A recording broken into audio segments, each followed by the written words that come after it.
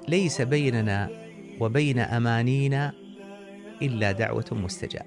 قال عليه الصلاة والسلام: إن الله لا يستحي أن يرد يدي عبده صفرا إذا رفعهما في الدعاء. قال الله عز وجل: وقال ربكم ادعوني أستجب لكم، وإذا سألك عبادي عني فإني قريب أجيب دعوة الداعي إذا دعان فليستجيبوا لي وليؤمنوا. أن الدعاء يجمع بين العبادة القلبية والعبادة الظاهرة، والدعاء من أيسر الأمور على المسلم ومن أعظمها عند الله، ثم من أعظمها أثرا على المسلم. كان النبي صلى الله عليه وسلم يقول: أهم أمور العبادة التي خلق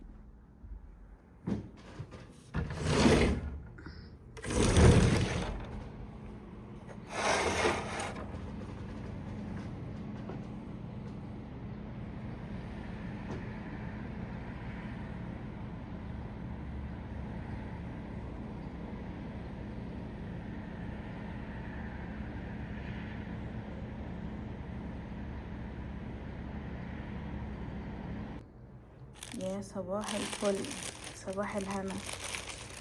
عاملين ايه؟ وحشتوني. ان شاء الله يا رب تكونوا بخير وفي احسن الاحوال. يوم جديد وفيديو جديد وجمعة مباركة عليكم.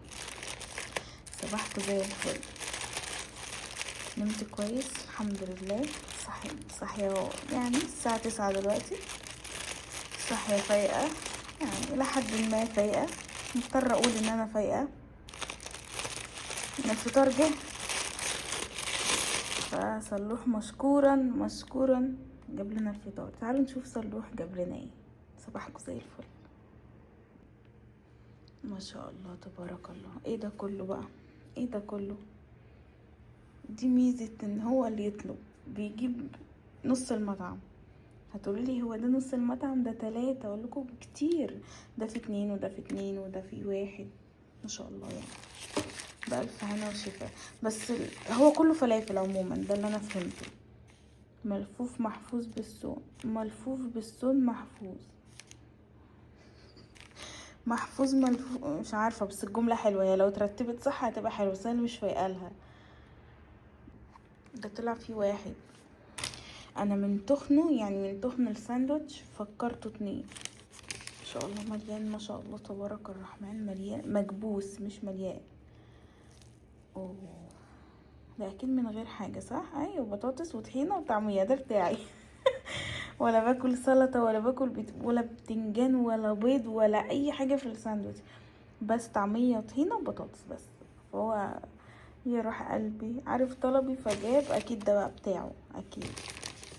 يلا بينا نروح نفطر. انا بعمل شاي وحطيت له بيبسي، ونروح نفطر واشوفكم بعد الفطار ان شاء الله. صباحكم زي الفل. ومحشي مليان. في شطه. خلاص فطرنا الحمد لله. شايفين شويه غسيل ابيض صغيرين بس لازم يتغسلوا. هعملها غسله سريعه، واحنا امبارح غسلنا الالوان.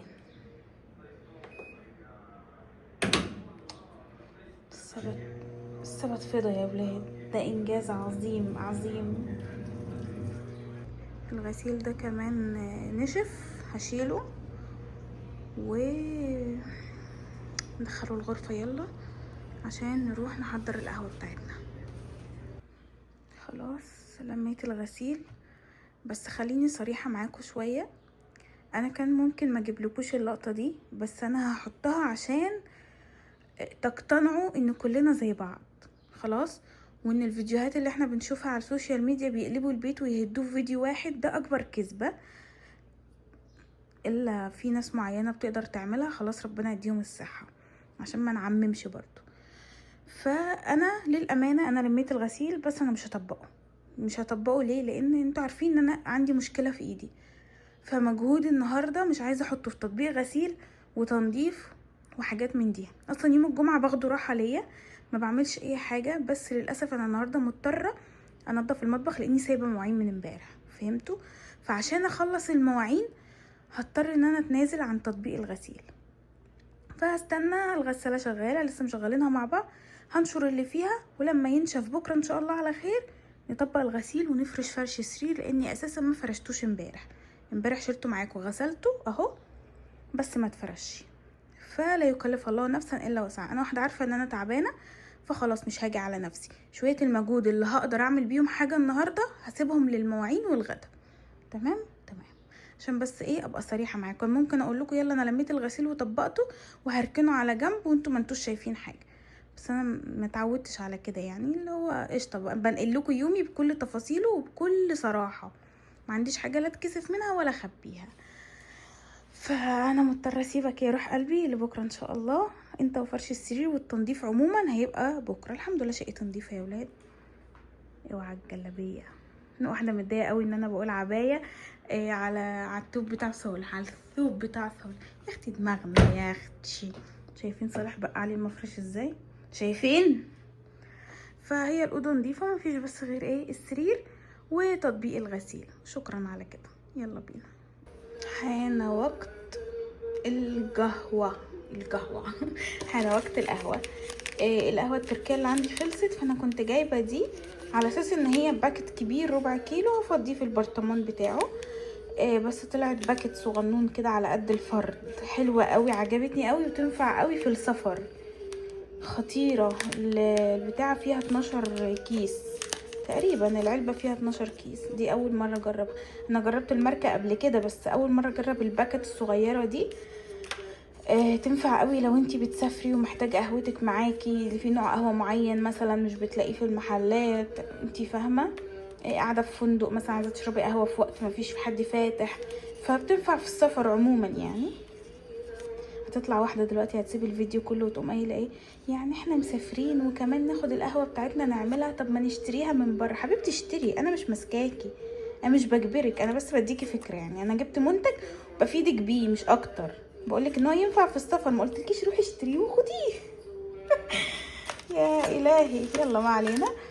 اخد الصينيه بتاعتي واروح عند مكاني المخصص. تعالوا اوريكم يا ولاد بحب اعمل قهوه يوم الجمعه فين. انتوا اكيد عرفتوا من الجمعه اللي فاتت.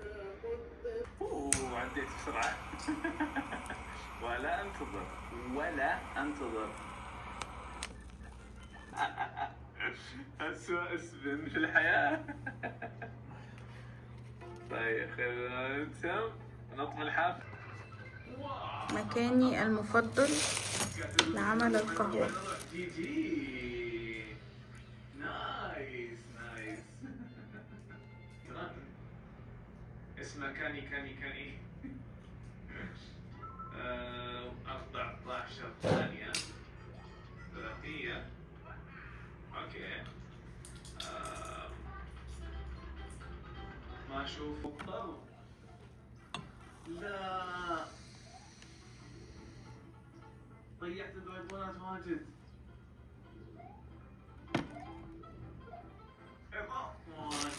اوه ماي جاد.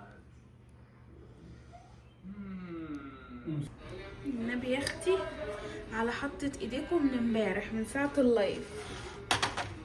هلم المواعين.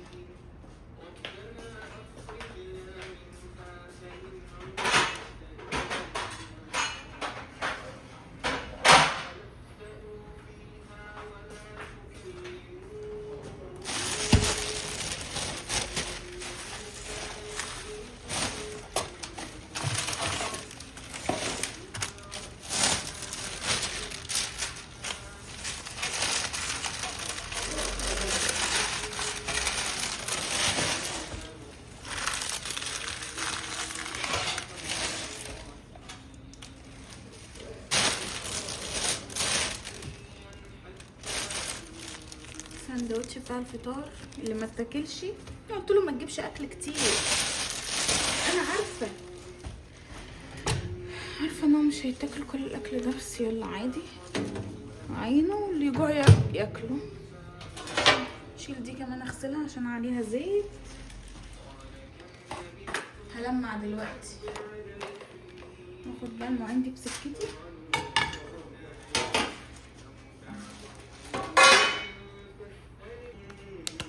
في هنا شويه زيوت وحاجات من البرجر بتاع امبارح.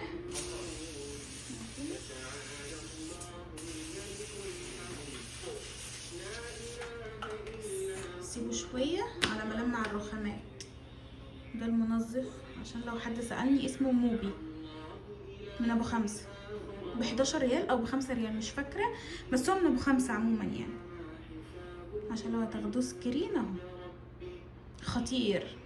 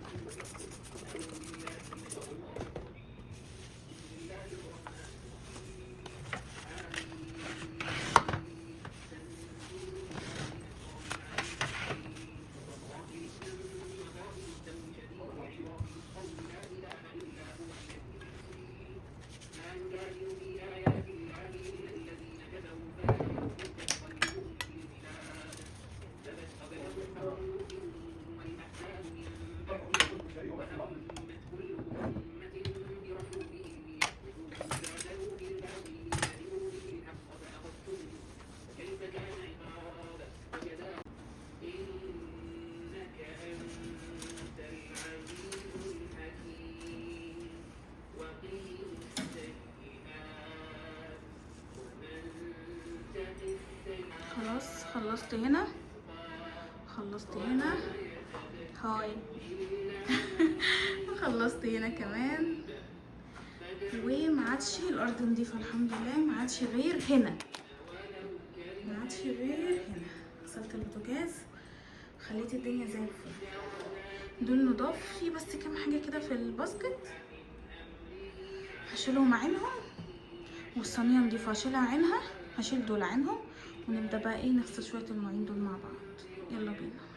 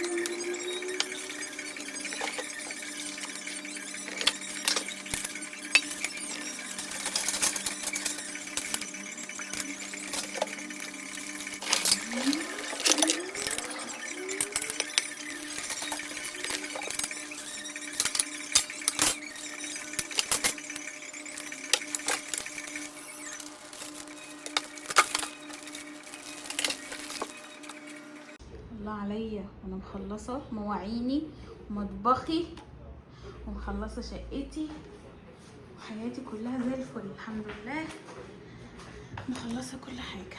مفيش بس غير اوضه النوم والغسيل عايز يتطبق والسرير عايز يتروق، بس مش هنعملهم بقى غير بكره ان شاء الله. نيجي هنا بقى للغدا. هنحضر غدا ايه؟ طلعت لحمه مطلعاها من امبارح بس لسه متلجه، هطلعها بقى بره تفك. ودي لحمه انتركوت بتبقى تحفه في الشوي. لسه بقى مش عارفه اعمل بيها ايه. هسيبها هنا على الرخامه تفك، احطها في طبق يعني واسيبها تفك. ولما تفك بقى نرجع ونشوف هنعمل ايه في غدانا النهارده. يلا بينا بسم الله ونعمل غدا. طاسه، مكعبين زبده حلوين كده يا ولاد. ايوه، عايزه الزبده تسخن.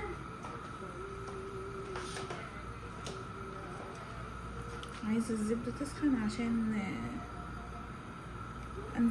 انزل اللحمه على طاسه سخنه وزبده سخنه وكده، متسردش ميه كتير معايا. انا عندي اللحمه اللي انا طلعتها انتركوت، لحمه ناعمه خلاص. الدهون اللي فيها دي انا عايزاها عشان تنزل مع الزبده يبقى كده، فاهمين؟ تسيح كده يبقى طعمها حلو. عشان كده سايباها. ممكن اقصها بالسكينه بس انا سايباها قصدي، يعني مش عايزاها لحمه ناشفه، عايزاها جوسي شويه.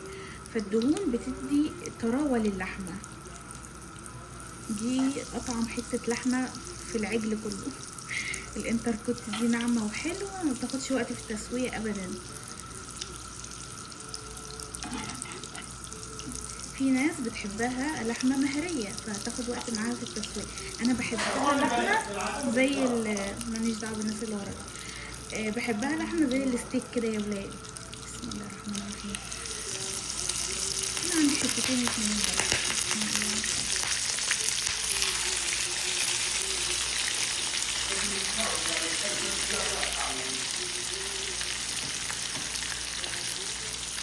مينفعش نار واطيه ابدا. هنزل عليها ايه بقى؟ شويه فلفل اسود. ما بحبش اللحمه يكون فيها برضو بهارات كتير. بحب استمتع بطعم اللحمه. بسم الله. وشويه ملح.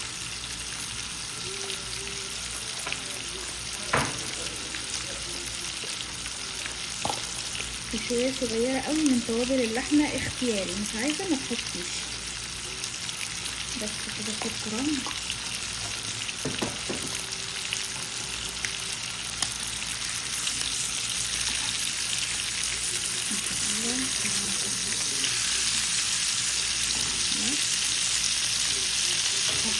هتبلها برضو من هنا.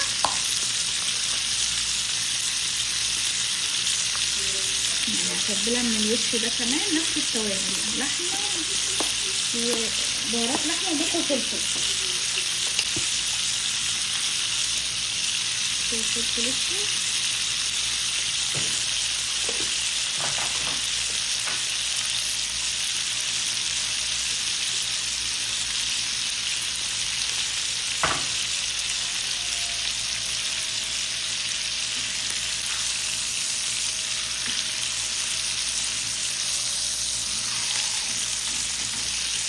شايفين؟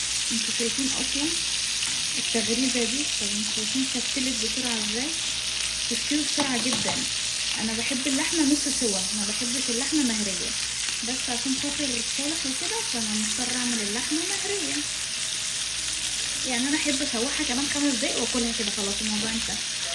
بس طبعا صالح مش هيرضى ياكلها كده، فهضطر ان انا اسويها شويه يعني. فهروح بس اجيب بصلايه وارجع لكم.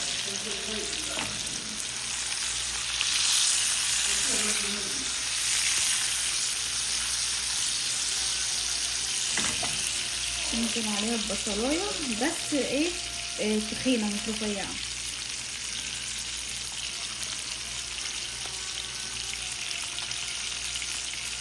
جوانب كده على طول.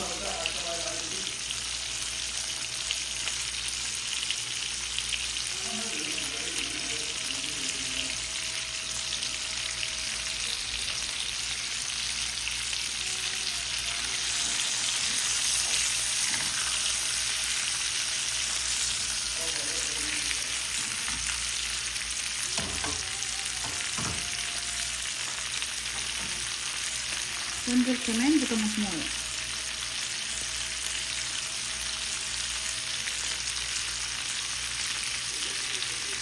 الانتركوت ليه مليون طريقة، مليون طريقة حرفيا.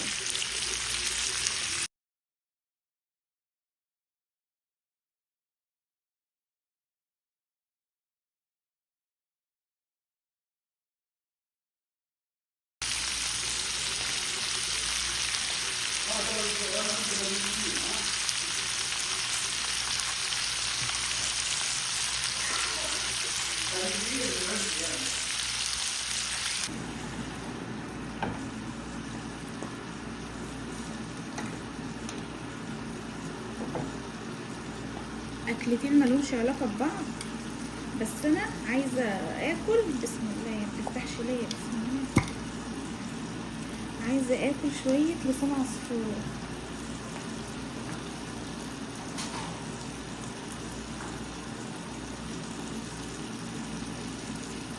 دي السمنه اللي احنا عاملينها سوا يا ولاد.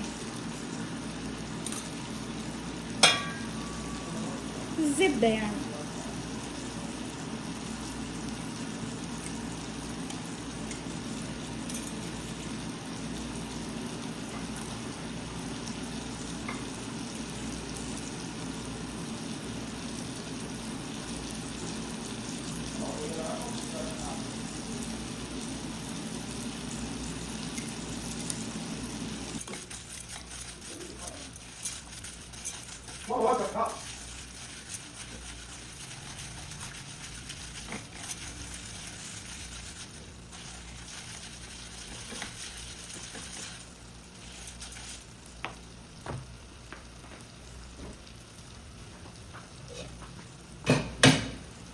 احط لها شويه ميه تستوي فيهم وتعمل صوص.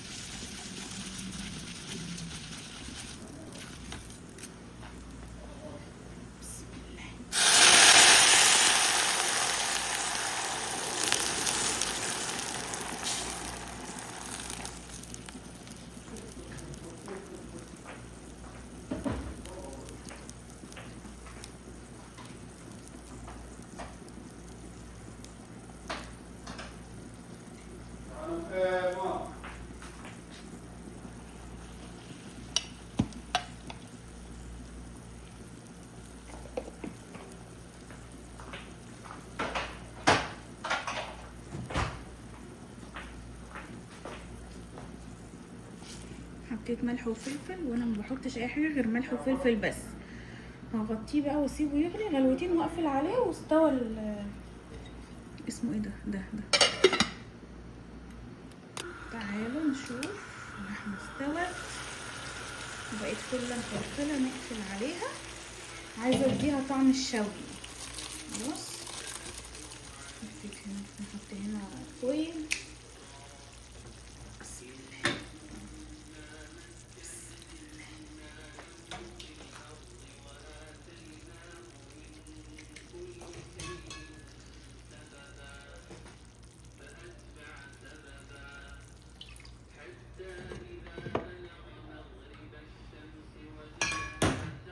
بس كده خلاص. يلا بينا نغرف. انا غرفت الاكل كله. هذا اللحم.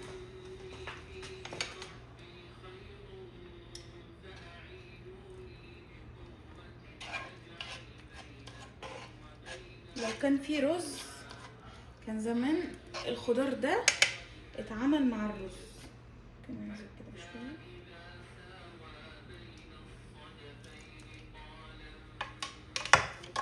بس احنا هنغمسها بعيش وطحينه.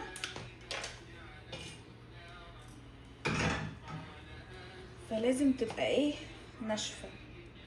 عايزه اعمل كده بس هي يعني سخنه قوي، سخنه قوي. عايزه اوريكم قد ايه هي طريه ومستويه.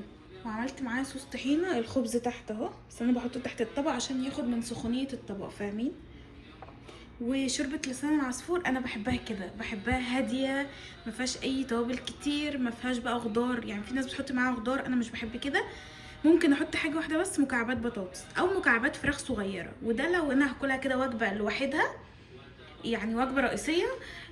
بحط فيها مكعبات فراخ ومكعبات بطاطس، هاكلها جنب اكل خلاص بشربها بس كده شوربه. اي حاجه كده تلهلز الموضوع. وعملت صوص طحينه بالزبادي، وهي دي اللحمه المشويه بتاعتنا، خطيره خطيره خطيره، جربوها. بس هاتوا لحمه من مكان موثوق وحته من الانتركوت، خطيره. اللي ما جربش قطعيه الانتركوت قبل كده فايتك كتير قوي، فايتك حته لحمه طعمه مش طبيعيه. هو ده غدانا النهارده، هناخده ونروح نتغدى ونشوفكم بقى بعد الغدا. يا جماعه اللحمه خطيره.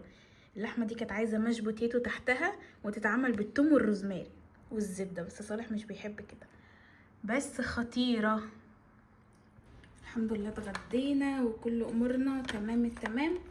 كمان المندوب كلمني يكمل لي بقيه الاوردر بتاع امبارح قلت لكم ان انا طلبت اوردر اكافئ نفسي بيه، فنص وصل امبارح ونص وصل دلوقتي. الحمد لله ان هو وصل قبل ما اقفل الفيديو، عشان محتاجه رايكم جدا في السيرم ده. المفروض ان ده للعين او بعدين ايه ده، المفروض ان ده للعين. اللي عنده بقى اي بريتينول، اللي عنده اي معلومه يقولها لي، عشان انا اول مره استخدمه. انا كده هبل ماشي، هسيبه. واللي عنده اي معلومه يقولها لي. انا سمعت عنه ريفيوهات كتير حلوه قوي، بس للامانه انا اول مره اجيبه واستخدمه. اللي قولوا لي بيشتغل ازاي اصلا يعني. ايوه اهو، المفروض بقى نعمل كده يا اختي. ماشي خلاص عرفت. قولوا لي حلو ولا وحش، واستخدمه امتى بالظبط في اليوم، احطه مع الروتين ولا قبل ما انام، والحاجات الحلوه اللي انتوا عارفينها دي. خلاص هستنى رايكم في ده.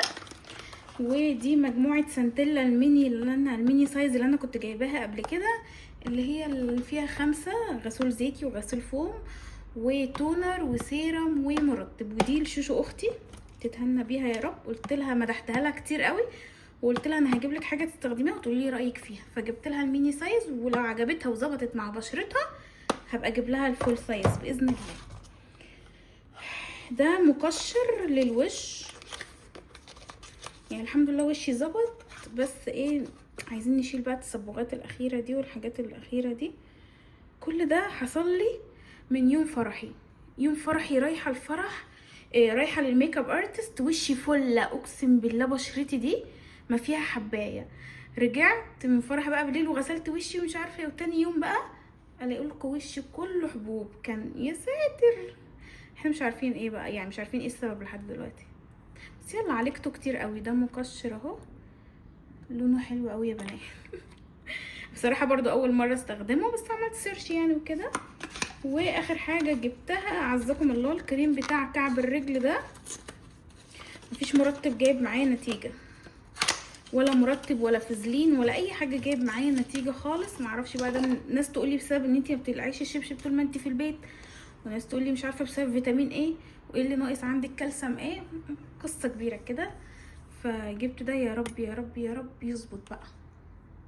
انا بهتم برجلي وايدي جدا جدا جدا. خلاص هي دي بقيه الاوردر كده، خلاص ماليش اوردرات بره. هستناكم تقولوا لي استخدم ده امتى بالظبط، يعني اللي استخدمه جاب معاه نتيجه ولا ملوش لازمه، مش رخيص، فعايزين نعرف جاب نتيجه ولا لا. اخر حاجه بقى معايا نختم بيها اليوم النهارده، وهي ايه؟ قهوتي. صالح ربنا يسعده يا رب ويبارك له، كان بره وجاب لي قهوه وهو جاي. يلا حبيبي، ايوه كده، بسم الله. ساقعه تلج، هو ده المطلوب. خلص الفيديو بتاع النهارده على كده. يا رب يكون يوم النهارده عجبكم ونال رضاكم. وعايزه اقول لكم ان اللحمه خطيره، بالف هنا وشفا على قلبنا يا رب. الف هنا وشفا اللي هيجربها. خلص الفيديو بتاعي النهارده لحد كده، واشوفكم ان شاء الله بكره على خير فيديو جديد، وان شاء الله نعمل روتين بكره واكله جديده. ما تنسيش تحطي لي لايك، مستنيه رايك في الكومنتات. مع الف سلامه.